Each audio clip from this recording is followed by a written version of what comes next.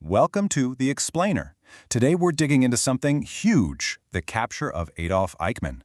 We're not just talking about the spycraft, we're talking about the powerful moral questions at the very heart of this incredible historic operation. Okay, let's just start with this. I want you to really put yourself in this position.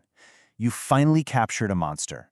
The man who masterminded the logistics of murdering millions of people. He's right there, in your hands. What do you do now? Do you go for a swift death, or do you push for a public trial? This was the stark choice, the real choice, facing Mossad agents back in 1960. And this isn't some classroom thought experiment, right? This was the high-stakes, gripping reality for those agents. And it's exactly what we're going to unpack today, using the amazing film Operation Finale as our roadmap. So, this brings us right to our first big question, a conflict that's just raging inside the mission itself. It's this tug-of-war between two really powerful, really primal urges. Are we here for justice, or are we here for vengeance? And you can really see that clash laid out here. I mean, on one hand, you've got this raw, gut-level need for personal revenge. Think about agents like Peter Malkin. His own family was murdered. For him, this is deeply, deeply personal. It's emotional. It's immediate. But then, on the other side of the coin, you have the state of Israel. And their goal is something different. It's bigger, more deliberate. It's about collective justice for millions of victims. And this leads to that age-old question, right? Do the ends justify the means? This whole operation was just a minefield of moral dilemmas. The team was constantly wrestling with this. Okay, our goal is to bring this guy to trial, but does that mean we can do, well, anything to make it happen? Can we use force? Can we maybe even torture him to get that signature we need to smuggle him out of Argentina? It was this constant, agonizing battle. So let's move on to what happened after the capture. Who did they actually find? Because here's the thing, it wasn't the monster they were expecting.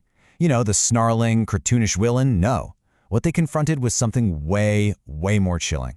Something that gets to a much deeper truth about evil. Think about it. We have this idea, this monster myth. It's kind of comforting to imagine the people who do these horrible things as just pure evil monsters. It puts them in a different category from us, right? It separates them from the rest of humanity. But the truth? The reality is so much more disturbing than that. And this is where we run straight into this really terrifying idea. The banality of evil. Eichmann is portrayed not as some foaming-at-the-mouth psychopath, but as, well, a bureaucrat, a seemingly normal guy, driven by ambition and a horrifying ideology. And that's the truly chilling part. Evil doesn't always wear a scary costume. Sometimes all it needs is an ordinary person who's just doing their job.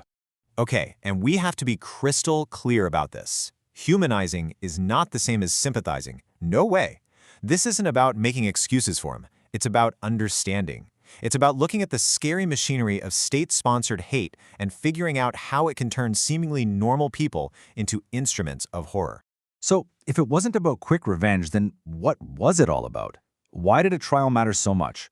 Well, this gets to the heart of why a public trial in front of the whole world was a complete non-negotiable for Israel. Look, this trial was about so much more than just putting one man in the dock. It was about memory, it was about testimony, it was about creating an ironclad historical record that could never be denied.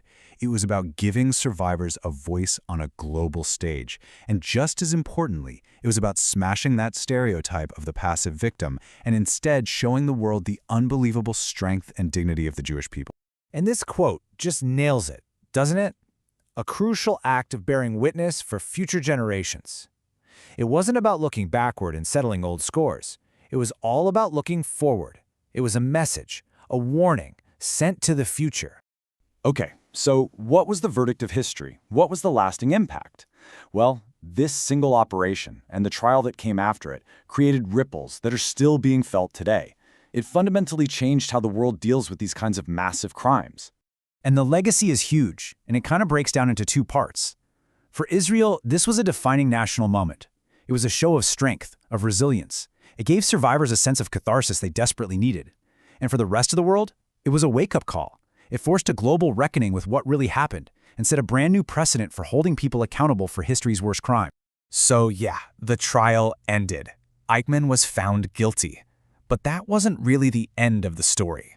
The trial wasn't an endpoint. It was the beginning of a promise to the entire world, a promise to remember. And that leaves us with one last question, one that feels more urgent now than ever. In an age where misinformation spreads like wildfire and history is constantly being questioned, how do we make sure that justice, accountability, and the truth are never, ever forgotten?